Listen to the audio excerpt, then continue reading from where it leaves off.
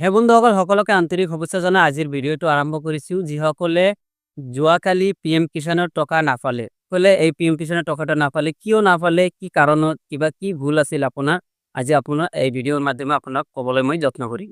গতিকে ভিডিঅ'টো সম্পূৰ্ণ চাব আৰু নতুন হ'লে মোৰ চেনেলটো ছাবস্ক্ৰাইব কৰিব আৰু আপোনাক দেখুৱাই দিম আপোনাৰ কি ভুল আছিল, যি ভুল থকাৰ কাৰণে আপুনি PM কিষাণৰ টকা যোৱাকালি আপুনি নাপালে।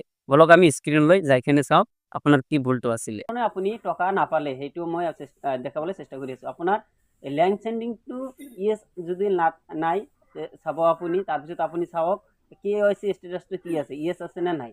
তাৰপিছত 3 নম্বৰটো হ'ল আধাৰ কাৰ্ড চেণ্ডিং যিটো আছে সেইটো ঠিক আছে নে নাই। এই তিনিটা যদি ঠিক থাকে তেনেহ'লে টকা পাবলৈ পাব, আৰু যদি আপোনাৰ এই তিনিটা ঠিক নাই আপুনি সেইকাৰণে আপোনাৰ টকাটো পোৱা নাই।